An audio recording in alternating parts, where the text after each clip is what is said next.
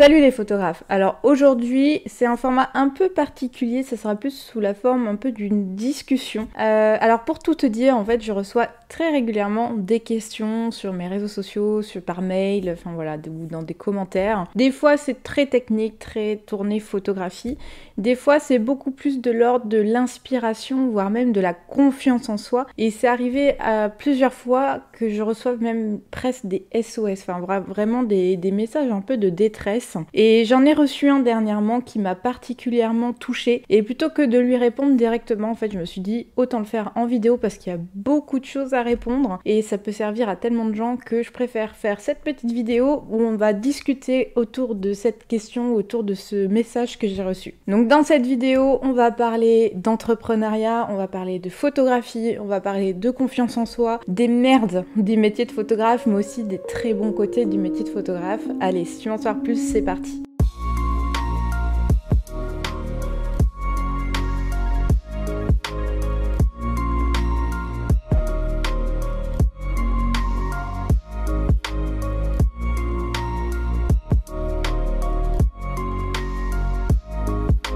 Salut les photographes et bienvenue sur la chaîne La Patte sur l'Objectif, la chaîne où on parle de photographie animalière, chats, chiens et chevaux. Alors, pour commencer, je vais te lire le message que j'ai reçu. Alors la personne qui m'a écrit a souhaité être anonymisée parce que c'est une personne relativement influente dans son domaine. Donc je vais l'appeler Marie, voilà.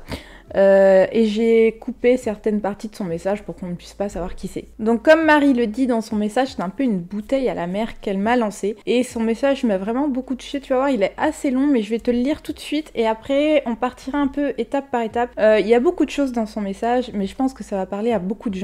J'ai déjà reçu des messages qui tournent un peu autour de ça, mais pas forcément aussi bien développés, aussi bien rédigés. Et du coup, je me suis dit, voilà, c'est l'occasion. Je vais répondre à Marie en vidéo. Elle a été d'accord pour que je fasse cette vidéo, que je lui réponde en vidéo, et ça va servir à plein d'autres gens. Alors Marie me dit: bonjour, je viens de me visionner un bon paquet de vos vidéos et photographies sur YouTube et votre site, et je me suis dit, oh, j'aimerais bien voir son avis. Et puis après, à des jours d'hésitation, je me suis dit, allez, ose, au pire, elle ne te répondra pas et c'est pas la fin du monde. Je vous explique, je suis assez connue et surtout j'assiste mon mari qui lui est connu mondialement. Ça fait de nous des cibles, commentaires désagréables, menaces, injures parfois, fous en tout genre, psychorigides en action.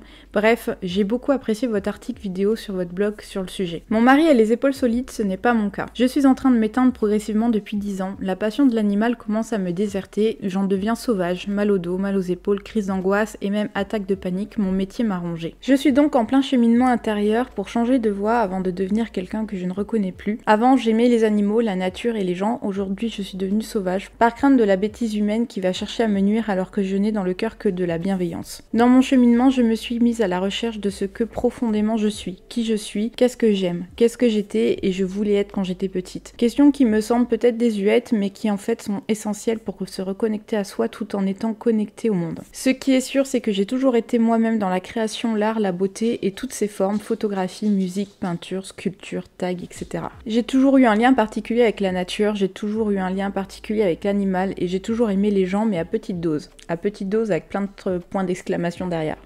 Donc c'est en cheminant et en m'émerveillant sur certaines pages choisies de photographie animalière et paysages que je me suis dit et pourquoi pas la photo. J'aime beaucoup photographier les paysages et les animaux, ce que l'on voit dans le regard d'un chien est tellement parlant en photographie, tellement émouvant, et quand la nature transcende la beauté d'un animal, qu'y a-t-il de plus beau? J'ai envie clairement de me retirer du devant de la scène, d'aller vers quelque chose de moins intense, de plus doux dans le rythme, de plus proche de la nature. Votre article sur les réseaux sociaux m'a fait réagir et je me suis dit même dans ce milieu, on vient de casser les couilles, avec plein de points d'interrogation. Désolée, c'est cru comme langage, mais c'est ma réaction immédiate. Bref, je suis prête à me lancer dans une reconversion totale, à me former. Car en l'état, j'ai un petit coup d'œil, mais j'ai des connaissances vraiment minuscules en photographie, et à investir toute mon énergie dans une nouvelle vie, et je ne veux pas me tromper. Pouvez-vous me donner votre avis sincère et brut sur ce métier, me donner un ordre d'idée du salaire que l'on se dégage les premières années et le salaire au bout de 3 ou 4 ans? Pouvez-vous me donner un ordre d'idée de la dose d'emmerdement à communiquer, étape à notre époque indispensable quand on a une entreprise mais ô combien vampirisante. Le type de commentaires récurrents désagréables sur les réseaux par exemple. Bref, pouvez-vous me donner votre vérité à vous, brute, sans détour et sans édulcorant? Les merdes à gérer inhérentes à la profession, les trucs chiants. Pouvez-vous me donner une idée du pire et du meilleur? C'est une bouteille à la mer que je lance, si elle me revient avec des réponses, vous aurez ma reconnaissance éternelle et je continuerai à m'émerveiller sur vos photos qui touchent mon cœur et mon âme. Voilà le beau message de Marie et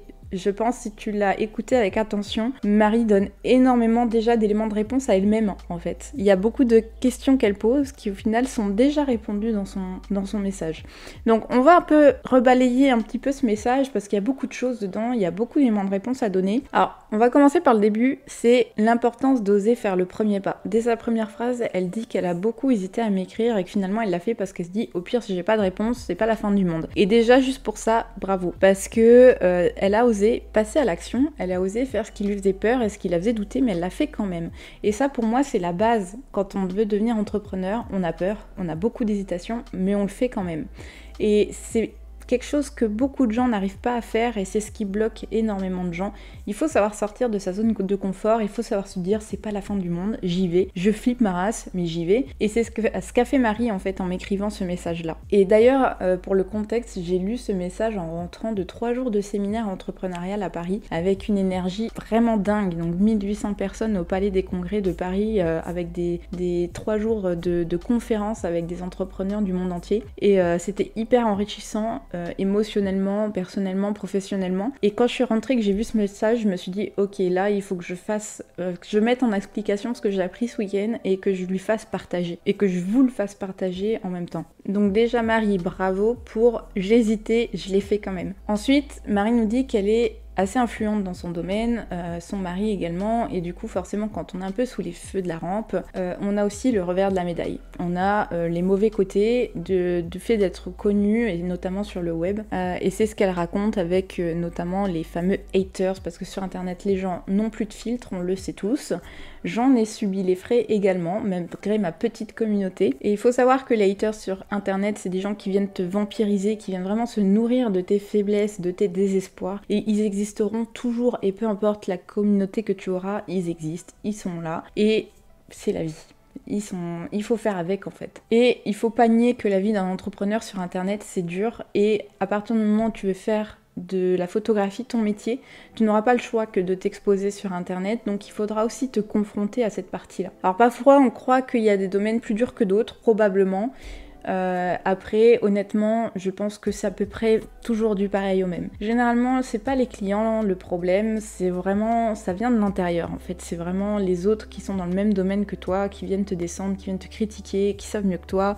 Une sorte de compétition malsaine et ces méchancetés qu'on peut retrouver un peu sur internet. Et ensuite Marie donne des pistes intéressantes, c'est comment est-ce qu'on peut sortir de ça, comment est-ce qu'on peut se recentrer. Et en fait elle donne déjà toutes les réponses dans son message, c'est comment qui suis-je? Qui est cette petite fille que j'ai été? Qu'est-ce qu'elle voulait? Est-ce que je lui fais honneur?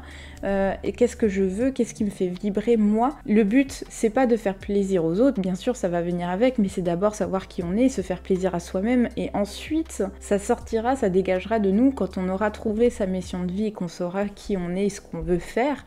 On attirera automatiquement les bonnes personnes à soi. Il y aura toujours des haters, ça je le cache pas, ça c'est la vie. Mais déjà le fait de se recentrer sur soi, de se demander qui je suis, qu'est-ce que je veux être, qu'est-ce que je veux devenir, qu'est-ce que je veux transpirer, qu'est-ce qui me fait vibrer moi en fait, qu'est-ce qui me plaît dans la vie. Pour moi c'est la clé d'un épanouissement à la fois personnel et professionnel. Et une fois qu'on est centré sur ça, en fait les haters ils nous atteignent plus. Je vais donner un exemple, ma vidéo sur Darktable par exemple, j'ai eu une horde de haters issus de nulle part, enfin pas de nulle part parce qu'ils sont issus d'un groupe Facebook je crois sur des pros Darktable. Ils sont venus en masse me détruire en commentaire, avec des commentaires que j'ai même dû supprimer certains parce qu'ils étaient vraiment trop irrespectueux. Est-ce que ça m'a fait plaisir? Bien sûr que non. Est-ce que ça m'a empêché de continuer? Bien sûr que non. Parce que les commentaires haineux qui sont méchants, qui sont fondés sur absolument rien, en plus vraiment qui sont juste là pour faire du mal, ça me définit pas en fait. En fait, il faut te dire que les gens qui viennent te critiquer avec méchanceté, avec malveillance, finalement ce qu'elles crachent sur toi, c'est des choses qu'elles n'aiment pas en elles-mêmes. Donc au final, les gens qui viennent te critiquer, dis-toi, voilà, passe ton chemin, sois désolé pour elles, et puis c'est tout. C'est sûr que sur le moment, ça fait pas plaisir, ça nous fait descendre un petit peu, on se remet en question, on se dit qu'est-ce que j'ai mal fait. Il y avait aussi des choses constructives dans ces critiques-là, parce que, en effet, peut-être que ma vidéo, elle était maladroite, l'intention était pas très claire, voilà, il y avait des formes en effet qui étaient pas forcément les meilleures dans cette vidéo. J'en ai pris note, je ferai mieux la prochaine fois. Est-ce que ça définit qui je suis? Bien sûr que non. Voilà, c'est comme ça. Donc connais tes forces, tes faiblesses, tes aspirations. Une fois que t'es clair sur ça, bah le reste, voilà, tu prends ce que t'as à prendre et tu prends pas les choses qui ne t'apportent rien en fait. Alors je vais pas raconter des cracks, même en photographie, il y a des haters. Il y en a, je pense, dans absolument tous les domaines. À partir du moment où tu as de la visibilité sur internet, tu n'es jamais à l'abri. En photographie aussi, tu as des gens hautains, orgueilleux, malveillants, condescendants, haineux. Voilà, ça existe et ça existera toujours, et peu importe le domaine, ça existera. Après, il faut se dire que ça fait partie de la vie d'un entrepreneur sur internet et c'est comme ça, et en fait il faut faire avec. Et donc c'est important, c'est tout ce que tu as mis dans ton message en fait, c'est qui je suis et se recentrer sur soi. Une fois que tu es au clair avec ça, tu peux filer en fait. Et puis après, il faut aussi savoir voir son verre plutôt à moitié plein qu'à moitié vide. C'est-à-dire que souvent on va s'arrêter sur ces messages qui nous font du mal, sur ces gens qui veulent nous pourrir un peu la vie, mais au final, soyons pragmatiques. Pour un message haineux, combien tu as de messages qui te remercient, combien tu as des gens qui te félicitent et qui te suivent, qui sont fidèles à ce que tu fais.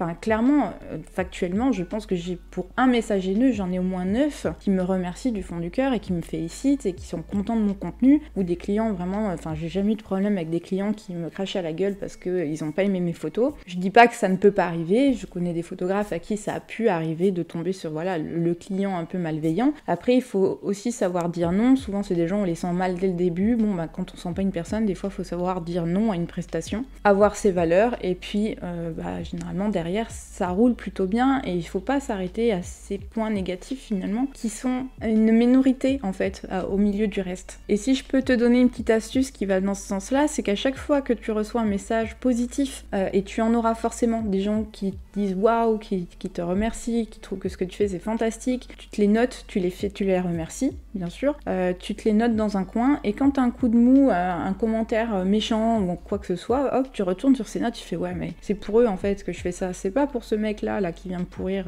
parce que ça lui fait plaisir et qu'il a passé une mauvaise journée, c'est pour eux que je le fais. Voilà. Alors recentrons-nous un peu sur la photographie. Au final, quand je parle avec d'autres photographes, quand je vois la communauté de photographes qu'on s'est créée, on a quand même souvent tous un point commun, c'est l'émerveillement, la capacité de s'émerveiller en fait. Ce qui fait, je pense, un bon photographe d'une personne, on va dire entre guillemets lambda, hein, c'est pas péjoratif, c'est que on a cette capacité à voir du beau dans quelque chose d'absolument banal. Et on a cette forme d'émerveillement, et quand je lis ton message, Marie, je vois de l'émerveillement dans ce que tu dis. Tu aimes la nature, tu aimes les animaux. Quand tu parles des chiens, on sent ta passion, on sent ton amour pour eux. Et ça, pour moi, c'est vraiment la clé en fait. Si tu t'émerveilles de ce que tu veux photographier, tu vas réussir, tu vas forcément l'embellir, tu vas lui apporter un regard que les autres ne voient pas, et c'est ça qui fait que tes photos vont sortir du lot en fait, que tu vas faire de bonnes photos. Après bien sûr il y a la technique, il y a l'entraînement, on fait pas des photos magnifiques tout de suite,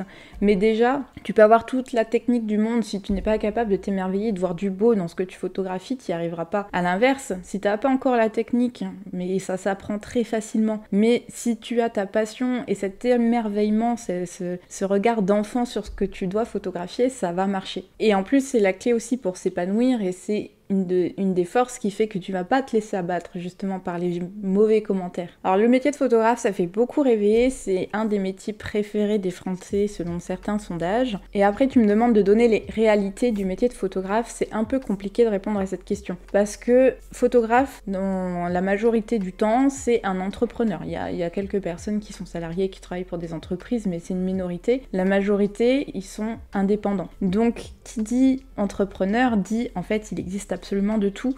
Tu as plein de domaines dans la photographie, tu as plein de façons de monter une entreprise, et puis en fait finalement ton entreprise c'est une extension de toi-même, donc il y a autant de types d'entreprises qu'il y a d'entrepreneurs. Et dans le métier de photographe, il y a, on va pas se le cacher, énormément de gens qui en vivent très mal, mais il y a aussi des gens qui en vivent très très bien. Donc te donner une idée de salaire, te donner une idée de ce que ça peut donner, c'est très difficile parce que ça va dépendre de toi. Tu as déjà en plus toi de l'expérience dans l'entrepreneuriat, donc c'est peut-être un peu plus facile que pour d'autres, mais en fait un photographe c'est un entrepreneur.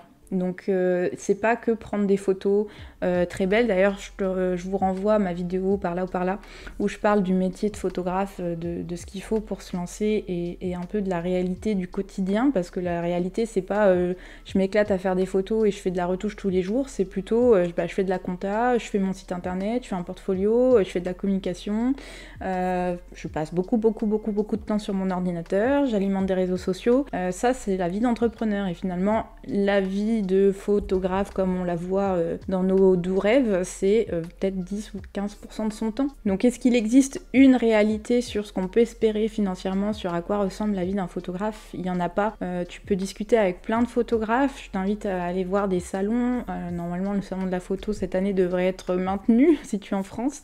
Donc n'hésite pas à y aller, à discuter avec des photographes. Je suis sûre que tu auras autant de visions différentes que tu croiseras de gens. Après, si je dois parler de mon propre exemple, moi je n'en vis pas, et en même temps c'est pas mon ambition d'en vivre en fait, parce que moi ce qui me fait vibrer c'est pas de rendre des prestations photos, c'est pas de faire des photos pour des clients. Moi ce qui me plaît c'est d'être là, à discuter avec toi, c'est de transmettre ce que je sais, c'est vraiment l'enseignement. D'ailleurs quand j'étais petite je voulais être prof, finalement je rejoins un peu ce petit rêve de la petite fille en moi, et c'est vers cette voie-là que je me dirige. Donc oui je fais un peu de prestations photos, mais c'est pas ce que je veux développer, et c'est pas ça que je veux comme source de revenus principale. Donc je suis pas le bon exemple si tu veux devenir photographe professionnel dans le sens je donne des prestations, je serai pas ton modèle là-dessus. Bon, par contre l'idée de la chaîne c'est aussi de développer un peu cette partie photographe professionnel, et l'idée ça serait de venir interviewer des photographes qui ont un business qui roule, qui ont une bonne vision du marketing, qui ont une vision un peu innovante des choses. Je pense que la photographie professionnelle a vraiment un besoin de se renouveler, elle est encore un peu old school, elle a du mal à s'adapter aux nouvelles technologies, aux nouvelles technologies dans le sens marketing, c'est-à-dire alimenter des réseaux sociaux, avoir un site internet, la communication digitale, tout ça c'est encore un peu en dessous, je trouve, en photographie. Mais encore une fois, quelle que soit ton ambition, je pars du principe que c'est toujours possible. À partir du moment où tu fais les bons choix, tu fais tes bons calculs, tu donnes la bonne énergie, il n'y a pas de raison que ce que tu as dans ta tête ne fonctionne pas. Il faut bien sûr faire des études de marché, il faut regarder un peu autour de toi, qu'est-ce que tu es prête à faire en termes de kilomètres, en termes de type de prestations, en termes de tarifs, en termes de formation.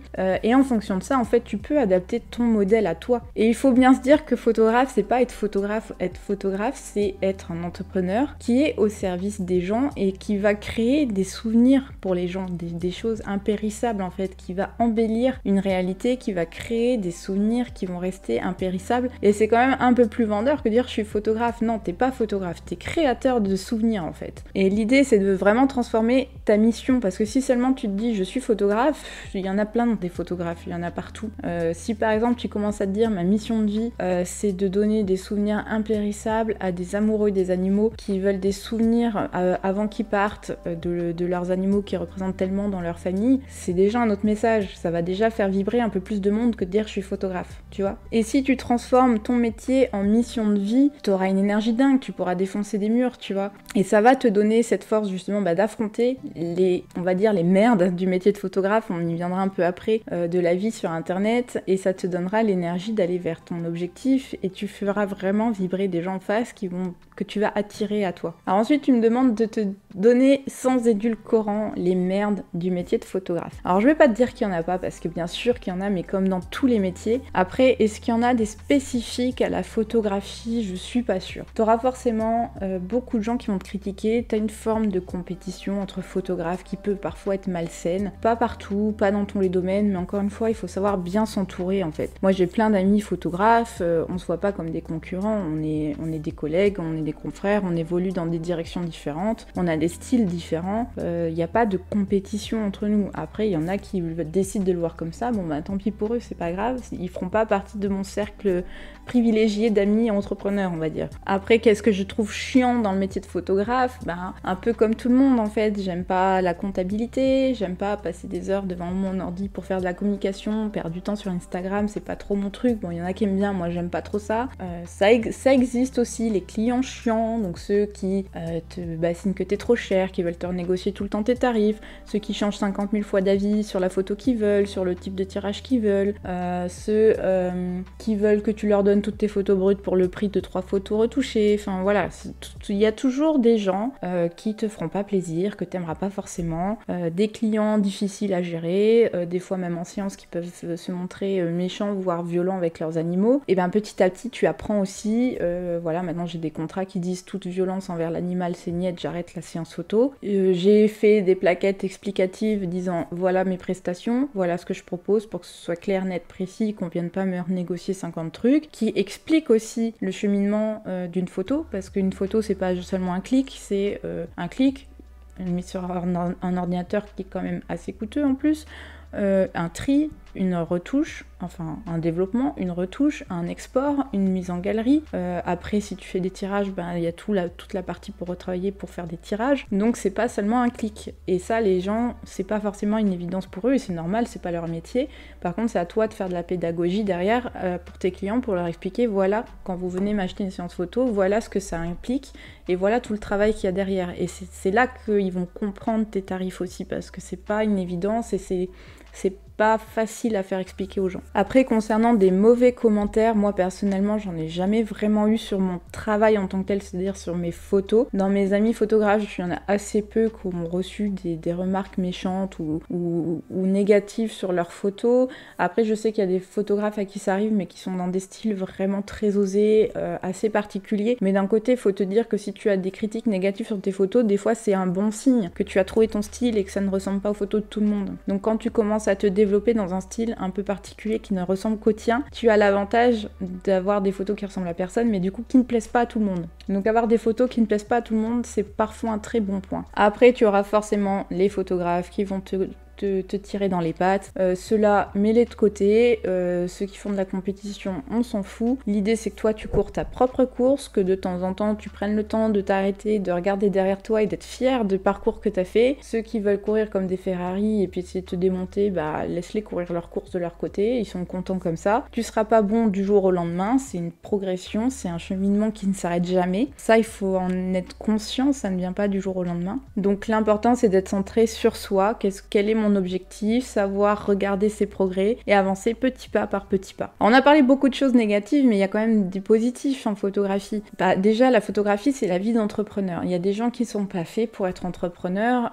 ceux-là, je leur conseille pas. Pour moi, la vie d'entrepreneur, c'est, d'un côté, c'est aussi cette liberté de t'organiser comme tu veux, mais ça demande aussi de l'autodiscipline. Il y a aussi la possibilité de t'orienter dans ce que tu veux. Si aujourd'hui, tu veux faire de la photo de chien, et dans 10 ans, tu dis, vas-y, j'en ai marre de faire de la photo de chien, ça me fait plus vibrer, je vais partir en reportage à l'autre bout du monde pour faire des photos de paysages et essayer d'être publié dans National Geographic, il y a rien qui t'en empêche, tu vois. Donc après, bon, bien sûr, c'est du travail, faut pas dire le contraire, il faut travailler dur, mais au final, c'est tes efforts qui vont payer, c'est l'orientation que tu vas donner qui va compter. Et honnêtement, si je te donne mon opinion, alors moi je fais assez peu de séances photo, mais quand j'en fais, les gens ils me contactent vraiment pour moi. Généralement, ils n'ont pas forcément contacté d'autres photographes et en général, ça se passe super bien. Donc c'est des gens, ils sont contents de la séance, souvent on passe un bon moment, j'ai des super retours, c'est des gens, des fois je reste en contact derrière avec eux et c'est quand même vraiment valorisant et ça participe à l'épanouissement. Alors ça veut pas dire que tous les photographes fonctionnent comme ça, moi j'aime bien avoir cette proximité, mais encore une fois c'est personne dépendante, moi ça fait partie de qui je suis quelqu'un de plutôt sociable, qui aime bien rigoler, qui est très positive. Il y a des gens pour qui c'est pas forcément le cas, qui aiment bien avoir de la distance avec leurs clients, qui restent très carrés, très pro. Enfin voilà, moi c'est pas ma vision des choses, donc je sais pas ce que j'applique. Mais encore une fois, en fait, t'es libre de faire ce que tu veux et tu attireras les personnes à qui ça convient. Moi, il y a des gens qui viendront pas vers moi parce que ça leur convient pas, qu'on se tutoie, on parle de tout et de rien. C'est pas comme ça qu'ils voient les choses. Donc après, c'est chaque personne trouvera le professionnel qui lui correspond. Je me verrais pas par exemple faire de la photo corporate parce que costard cravate avec des gens très distants, ça me correspond pas en fait, c'est pas moi, donc c'est pas le genre de prestation que je vais proposer. Donc tu as quand même cette liberté de faire ce que tu veux et encore une fois en alignement avec ce que tu es, ce que tu veux et ta mission. On en revient toujours au début. Et super important, il faut prendre le temps des fois de faire une pause, de regarder derrière soi et se dire putain tout ce parcours que j'ai fait. Et se féliciter et sortir la bouteille de champagne et puis bah voilà, se prendre aussi des temps de détente, c'est important parce que bah, mine de rien on a tendance à avoir la tête dans le guidon et c'est là qu'on vient se cramer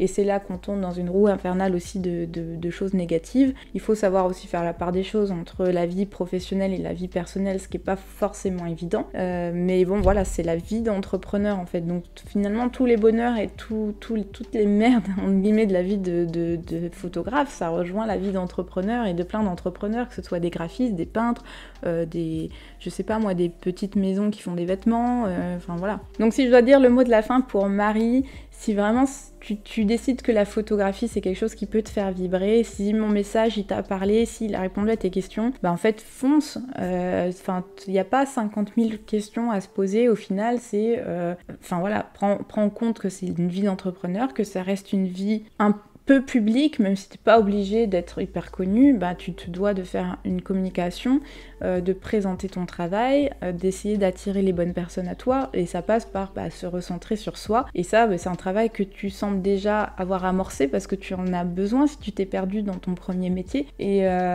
si tu te poses ces bonnes questions là, ça sera le même travail en fait pour un métier de photographe. Donc pose-toi les bonnes questions, prends le temps de te recentrer, de te reposer, qui est cette petite fille en toi, comme tu l'as si bien dit, qu'est-ce qu'elle voulait, est-ce que tu lui fais honneur, est-ce que tu as répondu à ses rêves, et si ça va dans le bon sens, vas-y en fait. Voilà, c'est un contenu un peu différent des autres, n'hésite pas à dire en commentaire ce que tu en penses, si tu veux partager aussi toi des expériences que tu as eues, positives comme négatives, si toi aussi tu partages des doutes et des hésitations, si des fois tu as envie de te lancer et de l'autre il y a des choses qui te retiennent, qui te disent bah non, c'est pas très conventionnel quand même la vie de photographe animalier, puis c'est vrai quand on en parle autour de nous, les gens ils nous regardent avec des grands yeux, genre sérieux tu fais des photos de chiens, enfin genre what.